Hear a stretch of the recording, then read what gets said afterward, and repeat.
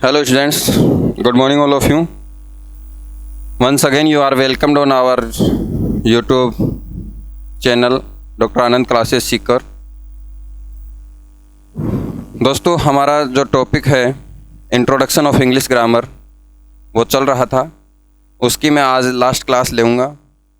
बाकी आज हम काफ़ी सारी वोकैब्स भी पढ़ेंगे ट्रिकी मेथड से। तो देखिए शुरू करते हैं ज़्यादा समय न गवाते हुए। हमने इससे पिछले सेशन में एक टेबल पढ़ी थी जिसका नाम था केस टेबल। अब हम जो टेबल पढ़ेंगे सेकंड टेबल वो होगी हमारी वर्ब टेबल, जिसको अपन हेल्पिंग वर्ब टेबल के नाम से जानते हैं।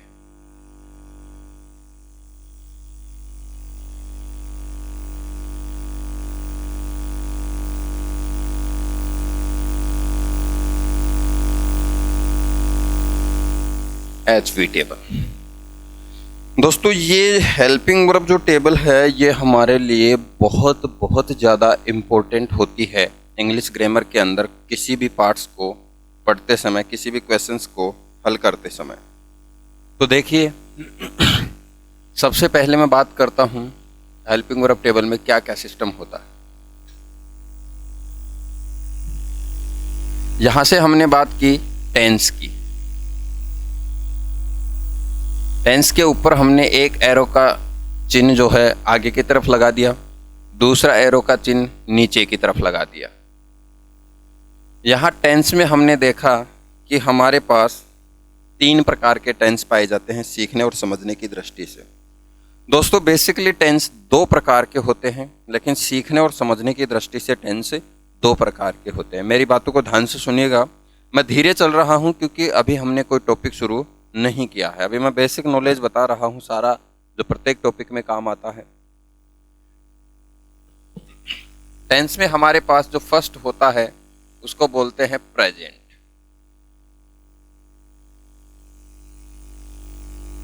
दूसरा होता है पास्ट। तीसरा जो टेंस होता है फ्यूचर।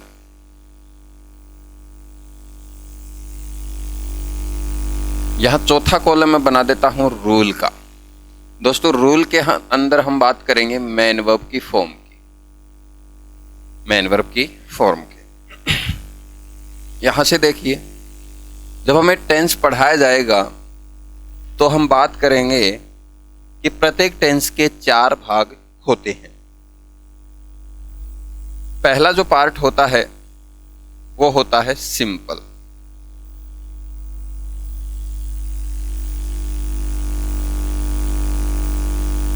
दूसरा जो पार्ट होता है वो होता है कॉन्टिन्यूअस।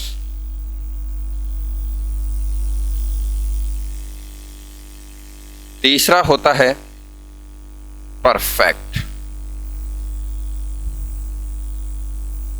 चौथा होता है परफेक्ट कॉन्टिन्यूअस। इनको देखिए अपन अफर्मेटिव भी बोल सकते हैं, प्रोग्रेसिव भी बोल सकते हैं, ये इनके अल्टरनेटिव नाम हैं। ये बातें हम जब करेंगे डिटेल से, जब हम टेंस वाला टॉपिक स्पेशली पढ़ेंगे तब। वर्ब के अंदर हमने देखा कि यहाँ वाला जो एरो का निशान है इसको मैं 1 नंबर दे देता हूँ, इसको मैं 2 नंबर दे देता हूँ। यहाँ present tense 1 number, past tense 2 number, future tense 3 number. ये रूल वाला हमारा 4 नंबर का कॉलम है। इधर इनको भी मार्क दे देता हूं 1 2 3 4। अब बात करते हैं अपन इस सारणी के अंदर जो हेल्पिंग वर्ब काम में ली जाती हैं उनकी। Do, does, did, will, shall, V1 plus S या यस। मैं एक बार सारणी लिख देता हूं फटाफट, फिर अच्छे तरीके से डिटेल से समझेंगे। Is, am, are, was, were, will be, shall be. V1 plus ING। हैज, have, had, will have, shall have, V3, has been, have been, had been, will have been,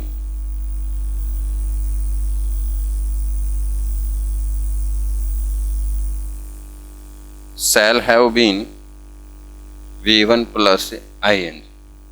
ये हमारे सामने बनकर तैयार है जी हेल्पिंग वर्ब टेबल, जो हमारे काफ़ी ज़्यादा इंपॉर्टेंस रखती है अपना इंग्लिश ग्रामर के अंदर। देखिए मित्रों, इसके अंदर हमने बात की टेंस के दो एरो की, एक सीधा जा रहा है, एक नीचे आ रहा है। तो इसी चीज़ को पढ़ेंगे कैसे, इस सारणी को पढ़ेंगे कैसे? देखिए, सबसे पहले मेरा जो अंगुली है वो प्रेजेंट टेंस पे है, तो यहाँ से हम बात करेंगे present simple tense, present continuous tense, present perfect tense. यानी इस सारणी से हमें इस बात का पता चलेगा कि कौन से सेंटेंस के अंदर कौन सा टेंस है।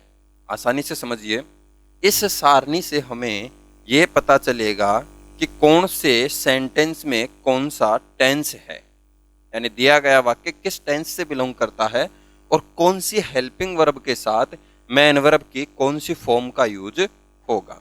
बाकायदा मैं आपको सारी चीज़ें बताऊंगा कि यहाँ एग्जाम में कैसे प्रश्न पूछे जाते हैं, इस टेबल से संबंधित वो भी बताऊंगा। देखिए, जैसे मैंने आपसे पूछा कि मेरे को प्रेजेंट परफेक्ट टेंस, मेरे को प्रेजेंट परफेक्ट टेंस की पहचान बताइए, यानी कि मेरे को कैसे पता चलेगा कि दिया हुआ सेंटेंस प्रेजेंट परफेक्ट टेंस में है। इस बात का पता करने के लिए ध्यान रखिएगा, मेरे मुंह से सबसे पहले निकला क्या? प्रेजेंट, एक नंबर पे। दूसरे नंबर पे निकला मेरे मुंह से परफेक्ट टेंस, तो सभी के साथ आना है। प्रेजेंट इस पूरे बोर्ड पे आपको, पूरी टेबल पे आपको कहाँ नजर आ रहा है? एक नंबर पे प्रेजेंट। अब आपको परफेक्ट कहाँ नजर आ रहा है? 3 नंबर पे परफेक्ट आ रहा है। तो दोस्तों, प्रेजेंट से जब तक चलते जाएंगे नीचे, जब तक परफेक्ट नहीं आ जाएगा। तो मैं चलता हूं प्रेजेंट से 1 कॉलम, 2 कॉलम, 3 कॉलम, तीसरे नंबर के कॉलम में हमें परफेक्ट दिखाई दे रहा है। तो ध्यान रखिएगा, इधर से मैं जैसे इन दोनों कॉलम को मैच करता हूं, प्रेजेंट वाले को और प्रेजेंट के साथ में परफेक्ट वाले को, तो इस कॉलम में आके ये मैच होता है। अब इस कॉलम के अंदर हमें देखना है कौन कौन सी हेल्पिंग वर्ब लगी हुई है। इस कॉलम में लिखी हुई है हैज, हैव, यानी कि साफ बात यह है कि जिस सेंटेंस के अंदर हैज और हैव दी हुई होगी और उसके साथ मेन वर्ब की थर्ड फॉर्म दी हुई होगी। मैंने आगे लिख रखा है 4 नंबर के कॉलम में रूल, मेन वर्ब के नीचे वर्ब की थर्ड फॉर्म किसकी में है? Has, have, had, will have और शैल हैव के साथ में है। तो किसी भी सेंटेंस में आपको हैज, हैव प्लस वर्ब की थर्ड फॉर्म मिले तो वो सेंटेंस कौन से टेंस का कहलाएगा? प्रेजेंट परफेक्ट टेंस का कहलाएगा। इस प्रकार इस सारणी के माध्यम से प्रत्येक वाक्य में ये बात पता कर सकते हैं कि दिया गया वाक्य कौन से टेंस से बिलोंग करता है। एक बार दोबारा एग्जांपल देखिए, जैसे मैं आपसे पूछता हूं future continuous, future continuous, future continuous, मेरे मुंह से पहले निकला फ्यूचर, दोबारा निकला कंटिन्यूअस। इस पूरी सारणी में हमारे को फ्यूचर दिखाई दे रहा है 3 नंबर पे। फिर बात करते हैं कंटिन्यूअस की, पूरे बोर्ड पे जो कंटिन्यूअस है वो 2 नंबर पे नजर आ रहा है। इसमें एक चीज एक ही बार लिखी गई है सारणी में, तो फ्यूचर 3 नंबर पे, कंटिन्यूअस 2 नंबर पे। फ्यूचर वाले कॉलम से जब तक चलेंगे जब तक कंटिन्यूअस नहीं आ जाए। इधर कंटिन्यूअस आ गया। अब कंटिन्यूअस आने पर हमें पता चला कि इधर जिस कॉलम में ये फ्यूचर और कंटिन्यूअस आकर मैच हो रहे हैं उसके अंदर हमारे को लिखा हुआ दिखाई दे रहा है विल बी और शैल बी। अब विल बी और शैल बी किसी भी वाक्य में आएंगे तो उनके साथ मेन वर्ब की कौन सी फॉर्म आएगी? V1 plus ING। तो इस सिचुएशन को अपन किसी भी सेंटेंस में देखेंगे तो वह सेंटेंस फ्यूचर कंटिन्यूअस का कहलाएगा। ऐसे हम किसी भी सेंटेंस की टेंस की पहचान आसानी से कर सकते हैं। दूसरी बात स्टूडेंट्स मैं आपको बता दूं कि जैसे हमने इस सारणी को याद करना है तो सिंपल सा वे है, do does did, is am are was were, has have had. आपको ये चीजें याद रखनी है, 6 चीजें। कौन कौन सी? Do does did, is am are was were, has have had. आगे देखिए, आप सभी को पता है कि फ्यूचर के अंदर अपन हेल्पिंग वर्ब के रूप में विल और शैल मॉडल को यूज में लेते हैं। अब आगे जो हम देखते हैं, विल के आगे कॉन्टिन्यूअस के अंदर इसी में क्या जोड़ देते हैं? बी जोड़ देते हैं। और विल शैल में परफेक्ट के आगे क्या जोड़ देते हैं? हैव जोड़ देते हैं। और विल और शैल हैव के आगे, विल और शैल के आगे परफेक्ट कॉन्टिन्यूअस में देखो क्या जोड़ देते हैं? बीन जोड़ देते हैं। इसकी सीधी सी कहानी ये है कि देखिए, टेंस के अंदर 2 चीजें मुख्य होती हैं, एक तो टाइम और दूसरा बीन। टेंस के अंदर 2 चीजें मुख्य होती हैं, एक तो टाइम और एक बीन। ये मैं आपको ट्रिक बता रहा हूं, किसकी ट्रिक? ये बीन कहां से आया, इसकी ट्रिक। ध्यान रखिएगा, परफेक्ट कॉन्टिन्यूअस टेंस का कोई भी वाक्य होगा तो उसके वाक्य के अंदर 2 चीजें मुख्य रूप से आएंगी ही आएंगी। और वो जो 2 चीजें हैं वो कौन सी हैं? पहला तो टाइम है और दूसरा बीन है। इनको आप याद कैसे करोगे? जब आदमी का टाइम आ जाता है तो वह अपने आप बीन बन जाता है। यानी टाइम और बीन दोनों परफेक्ट कॉन्टिन्यूअस टेंस की इंपोर्टेंट पहचान है। आगे हम बात करते हैं टाइम की, क्योंकि टाइम भी 2 प्रकार से यूज में लिया जाता है। पहला तो होता है सिंस और दूसरा होता है फॉर।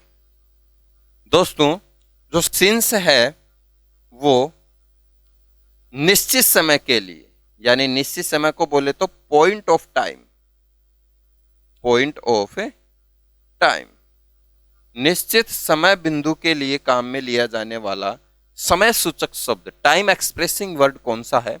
सिंस। यदि हमारे पास कोई अनसर्टेन टाइम है, अनिश्चित टाइम है, तो उसको अपन बोलेंगे पीरियड ऑफ टाइम। क्या बोलेंगे? Period of time. समय अवधि के लिए ध्यान रखना दोस्तों, समय अवधि अनिश्चित होती है, समय बिंदु निश्चित होता है। तो परफेक्ट कॉन्टिन्यूअस टेंस के अंदर 2 चीजों का प्रयोग मुख्य रूप से होगा ही होगा। वो 2 चीजें हैं, एक तो टाइम और दूसरा बीन। अगर किसी सेंटेंस में टाइम या बीन नहीं आएगा तो समझ लेना वो परफेक्ट कॉन्टिन्यूअस का नहीं है। फिर चाहे वो प्रेजेंट हो, चाहे पास्ट हो, चाहे फ्यूचर का परफेक्ट कॉन्टिन्यूअस हो, इनमें बीन या टाइम का बोध तो होगा ही होगा। दूसरी बात हम बात करते हैं, देखिए यहां पे परफेक्ट की जो हेल्पिंग वर्ब नजर आ रही है आपको, has have had, will have, shall have. इस परफेक्ट वाली से हमने जब परफेक्ट कॉन्टिन्यूअस की बनाई तो परफेक्ट कॉन्टिन्यूअस वाली हेल्पिंग वर्ब का निर्माण करते समय हमने परफेक्ट वाली में ही देखिए क्या क्या ऐड कर दिया, ओनली बीन ऐड कर दिया। अब बीन ऐड कर, परफेक्ट वाली हेल्पिंग वर्ब में बीन ऐड करने से वो किसकी बन गई? परफेक्ट कॉन्टिन्यूअस की बन गई। तो इस परफेक्ट कॉन्टिन्यूअस वाली को याद करने में कोई प्रॉब्लम नहीं होनी चाहिए।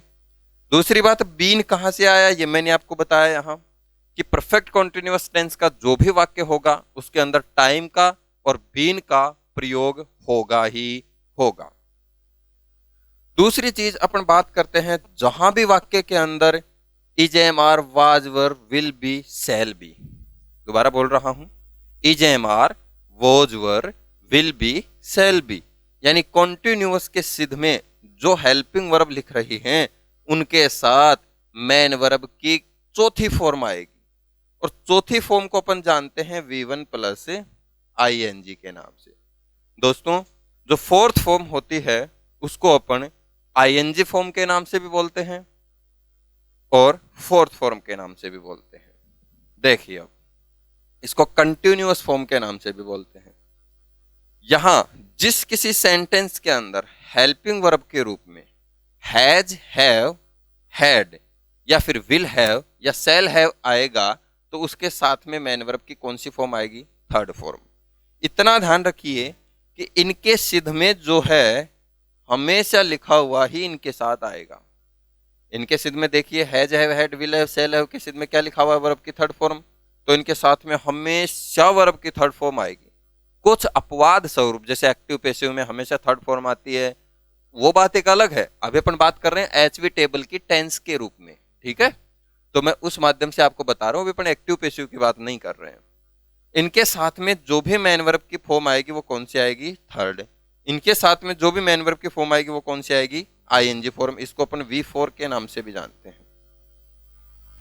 यहां देखिए is, am are, was were, will be, shall be, इनके साथ में कोई भी मेन वर्ब की फॉर्म आएगी कौन सी होगी? आईएनजी फॉर्म होगी, ठीक है? यहां से पता चलेगा do, does, did, will be, sorry will, shall. यहां देखिए जो पास्ट है इसमें मैं डिड के साथ में लिख रहा हूं वर्ब की सेकंड फॉर्म। डिड के साथ में क्या लिख रहा हूं? वर्ब की सेकंड फॉर्म।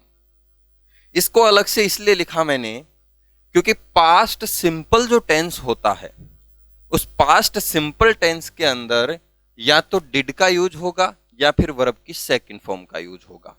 दोनों का यूज एक साथ किसी भी हालत में किसी भी वाक्य में पॉसिबल नहीं होगा। ध्यान से सुनिएगा, एग्जाम में क्या करता है? डिड भी दे देता है और वर्ब की सेकंड फॉर्म भी दे देता है। तो वो सेंटेंस डिड के साथ जहां वर्ब की सेकंड फॉर्म दी जाती है आपको, वो सेंटेंस हमेशा रॉन्ग होता है क्योंकि डिड और सेकंड फॉर्म सदैव एक साथ नहीं आती हैं, कभी भी एक साथ तुझे नहीं ली जाती हैं। अच्छा, इनके साथ फिर आएगी क्या? मेन वर्ब की फॉर्म। तो यहां मैंने लिखा है V1 प्लस एस या ES। आप लोग देखिए, मैं आपको बताता हूं कि ये V1 प्लस एस या ES दरअसल है क्या चीज। जैसे अपन मैथ में एक सूत्र पढ़ते हैं, फॉर्मूले में आता है A प्लस बी का होल स्क्वायर। क्या यह सूत्र इतना ही है? जब हम इसका एनालिसिस करते हैं, इसको बड़े रूप में देखते हैं, तो हमारे पास आता है A square plus 2AB plus B square, ऐसे कुछ आता है। यहां से हम देखेंगे हमारे पास जो V1 प्लस एस या ES वाला सूत्र है, फॉर्मूले को अपन एनालिसिस करके करते हैं विस्तार से। इसमें एक तो V1 छुपी हुई है, इसमें एक V1 के साथ S छुपा हुआ है, इसमें V1 के साथ ES छुपा हुआ है। इन तीनों चीजों को एक अलग अलग न लिख करके एक साथ हमने लिख दिया V1 प्लस एस या ES, क्योंकि अलग कुछ नहीं है। देखिए V1 V1 V1 और यहाँ V1 अकेला, यहाँ V1 अकेला, V1 में S जोड़ रखा है, ES जोड़ रखा है, हमने S ऑब्लिक ES लिख दिया। यानी स्थिति स्पष्ट है, जिस किसी सेंटेंस में आपको अकेली वर्ब की फर्स्ट फॉर्म मिल जाए या जिस किसी सेंटेंस में आपको वर्ब की फर्स्ट फॉर्म के साथ S मिल जाए या जिस किसी सेंटेंस में आपको वर्ब की फर्स्ट फॉर्म के साथ ES मिल जाए, तो आप बिना सोचे समझे आसानी से बता सकते हो कि यह सेंटेंस प्रेजेंट सिंपल टेंस का है। यह सेंटेंस कौन से टेंस का होगा? प्रेजेंट सिंपल टेंस का। कैसे पता चला? यहां मैंने डिड के अलावा V2 लिखी, यहां डू डज में देखिए V1 प्लस एस या ES। ये जो रेड कलर में मैं बाद में लिखा हूं, ये आपको अलग से स्पेशली याद रखनी होंगी। तरीका तो वही है, डू डज डिड। इसमें देखिए V1 और इसमें V2, इसमें V1 के साथ S या ES लगा दिया। अच्छा, इसमें S या ES इसलिए नहीं लगा क्योंकि इसमें कौन सी फॉर्म काम में ली जाती है? Second form. और सेकंड फॉर्म में कभी भी S या ES का यूज नहीं होता है। अब देखिए हम बात करते हैं आगे। जिस किसी सेंटेंस के अंदर मैं यहां पर स्पेशल नोट लिख रहा हूं, स्पेशल नोट जो कि याद करने योग्य बातें होती हैं स्पेशल तरीके से, इसमें दोस्तों हमारे याद करने की चीज ये है कि V1 प्लस एस या ES या फिर डू डज, ये आपको किसी भी सेंटेंस में देखने को मिल जाए तो समझ जाना वह सेंटेंस कौन से टेंस से बिलोंग करेगा, प्रेजेंट सिंपल से। देखिए सीखने की बात होती है, प्रेजेंट सिंपल का जो सही नाम है वो सिंपल प्रेजेंट होता है। क्या होता है? Simple present. दूसरे स्पेशल नोट में अपन बात करते हैं, जिस किसी सेंटेंस में डिड या वर्ब की सेकंड फॉर्म आएगी वह वाक्य पास्ट सिंपल का वाक्य होगा। किसका वाक्य होगा? पास्ट सिंपल का। एक और कॉमन बात मैं यहां लिख देता हूं नोट लगा के, डिड या सेकंड फॉर्म, डिड या सेकंड फॉर्म एक साथ कभी भी यूज नहीं होती है। डिड या वर्ब की सेकंड फॉर्म एक साथ कभी भी यूज नहीं होती हैं। और जिस वाक्य में आपको दिख जाए कि भाई डिड के साथ वर्ब की सेकंड फॉर्म का यूज हो रहा है, तो आप बिना सोचे समझे वाक्य में वहां एरर मानेंगे। क्या मानेंगे? एरर। क्योंकि जो चीज संभव ही नहीं है, चीज यदि सेंटेंस में दी जाएगी, इट मीन्स वहां पर क्या होगा? एरर होगा। तीसरा जो नोट है इसमें, परफेक्ट कॉन्टिन्यूअस। परफेक्ट कॉन्टिन्यूअस में, परफेक्ट कॉन्टिन्यूअस चाहे वो प्रेजेंट परफेक्ट कॉन्टिन्यूअस हो, चाहे वो पास्ट परफेक्ट कॉन्टिन्यूअस हो, चाहे वो फ्यूचर परफेक्ट कॉन्टिन्यूअस हो, ध्यान रखना इसके अंदर दो चीजों का मुख्य यूज होगा ही होगा। वो दो चीजें हैं टाइम और बीन। यानी कि जो वाक्य प्रेजेंट परफेक्ट या पास्ट परफेक्ट या फ्यूचर परफेक्ट कॉन्टिन्यूअस में होगा, उसमें आप बिना सोचे समझे ध्यान में रखना टाइम समय सूचक शब्द। समय सूचक शब्द कैसे होते हैं? After 3 months, before 2 hours, Sunday, Monday, July, 2 o'clock, जो भी ऐसे शब्दों का बोध करवाएगा हमें, गुड मॉर्निंग, इवनिंग, नून, आफ्टरनून, ये सारे समय सूचक शब्द होते हैं। ये जिस वाक्य में आ जाए और उनके साथ यदि हेल्पिंग वर्ब के आगे बीन नजर आए, तो आप आराम से समझना कि वाक्य कौन से टेंस का है? परफेक्ट कॉन्टिन्यूअस का है। याद करने का तरीका मैंने बताया कि आदमी का जब टाइम आता है तो वो स्वतः ही बीन बन जाता है। अब टाइम का प्रयोग सिंस और फॉर किस किस कदर होता है वो मैंने आपको बताया। पॉइंट ऑफ टाइम के लिए सिंस, पीरियड ऑफ टाइम के लिए फॉर। इनके सारी डिटेल्स हम जब समझेंगे जब हम वर्ब वाला टॉपिक पढ़ेंगे। अब देखिए चौथी चीज इसमें इंपॉर्टेंट है, यहां मैंने आईएनजी का 2 बार यूज किया है। V1 प्लस आईएनजी के अलावा इस पूरे चार्ट के अंदर, पूरी टेबल के अंदर ऐसा कोई भी वर्ड नहीं है जिसका सेकंड टाइम यूज हुआ हो। तो दोस्तों ध्यान देना, वर्ब की आईएनजी फॉर्म बनाते समय, वर्ब की आईएनजी फॉर्म बनाते समय बेस फॉर्म में आईएनजी ऐड करते हैं।